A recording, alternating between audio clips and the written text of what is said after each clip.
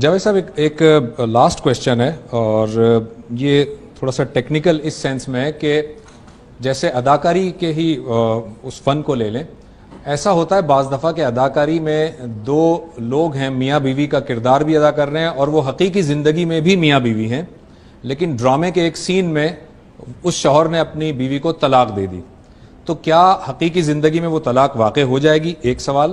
اور دوسرا، دو مرد اور خواتین ایسے ہیں کہ جو ڈرامے میں ان کا نکاح ہوتا ہے اور وہ باقاعدہ ایجاب و قبول بھی کرتے ہیں، تو کیا یہ نکاح منعقد ہو جائے گا؟ جب آپ کہہ رہے ہیں کہ ڈرامہ ہے تو کیسے ہو جائے گا؟ یعنی ایک تمثیل ہے جس میں بتایا جا رہا ہے کہ یہ ہم ڈرامہ کر رہے ہیں، تو کب کچھ بھی نہیں ہوگا. یہ نکاح کوئی معمولی چیز ہے، طلاق کوئی معمولی چیز ہے. یعنی آپ نکاح کرتے ہیں، باقاعدہ پہلے ایجاب و قبول ہوتا ہے، اس کے بہت سے مراحل ہیں، اس میں ساری دنیا شریک ہوتی ہے، تو وہ ایک سنجیدہ معاملہ ہے. جب ایک چیز ہے ہی ڈرامہ تو اس پر خواہ مخواہ فتویٰ لگانے کی کیا ضرورت ہے؟ اس طرح کی چیزوں کے بارے میں لوگوں کو یہ تعلیم دینی چاہیے کہ وہ اصل باتوں کو سمجھیں. اور وہ میں نے آپ سے عرض کر دیا کہ قرآن مجید کا بیان بالکل جامع اور مانع ہے. یہ چیزیں ہیں جو دیکھیے ڈرامے میں پائی جائیں گی تو وہاں بھی روکا جائے گا.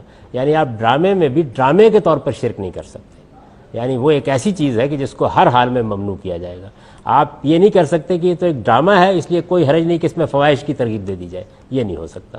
لیکن یہ تو آپ جانتے ہیں کہ ڈرامہ ہے، اس وجہ سے نہ یہاں طلاق ہوتی ہے اس کے نتیجے میں، نہ نکاح. ایک روایت غام صاحب بالعموم پیش کی جاتی، چاہتا ہوں اس پر مختصر تبصرہ بھی آپ سے لے لوں. ثلاثۃ جدہن جد وہزلہن جد النکاح والطلاق والطاق. تو رسالت محمد صلی اللہ علیہ وسلم کی نسبت سے ہمارے اصول فقہ کی کتابوں میں بھی ہر جگہ پر ہے، بلکہ جب فتویٰ دیا جاتا ہے غصے کی طلاق کا تو اس پہ بھی یہی حدیث جو ہے وہ درج کی جاتی ہے کہ آپ ہنستے ہوئے دیں، روتے ہوئے دیں، جیسے بھی دیں تو نکاح بھی ہو جاتا ہے، طلاق بھی ہو جاتی ہے، اور غلام کو بھی اگر آپ نے آزاد کر دیا تو وہ بھی ہو جاتا ہے. تو پھر روایت تو اس کی تائید کر رہی ہے نا؟ نہیں، روایت اس کی تائید نہیں کر رہی. روایت ایک خاص صورتحال کو بتا رہی ہے. تو یہ ہے کہ یہ دو فریقوں کے درمیان معاملہ ہے، ایک مرد ہے اور ایک عورت ہے. ایک عورت ہماری عدالت میں آ گئی ہے اور وہ یہ کہتی ہے کہ میں نے اس سے طلاق کا مطالبہ کیا تھا، اس نے طلاق دے دی ہے مجھے. اب اس کے بعد جیسے ہی میں آگے کوئی اقدام کرنے کا فیصلہ کر رہی ہوں تو اس کو یاد آ گیا اور یہ کہتا ہے کہ میں نے تو مذاق کیا تھا. اس میں یہ بتایا گیا اور بالکل صحیح بتایا گیا ہے کہ اس نامعقول آدمی کو اگر سارے شواہد ٹھیک ہیں تو یہ کہا جائے گا کہ یہ طلاق کوئی مذاق کرنے کی چیز نہیں ہے، اب ہم نافذ کر رہے ہیں اس کو.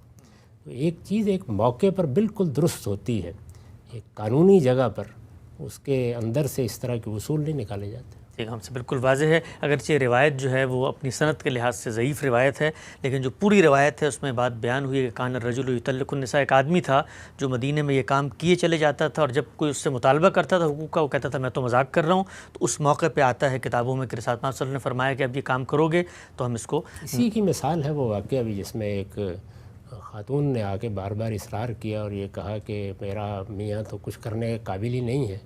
تو حضور کو جب اندازہ ہو گیا کہ بالکل جھوٹ بول رہی ہے تو آپ نے فرمایا اب اسی کے ساتھ رہو گی، اور جب تک جو تم کہتی ہو وہ ہو نہیں جائے گا اس وقت تک میں تمہاری طلاق قبول نہیں کروں. تذوقوا صلاتو کے الفاظ ہیں بالکل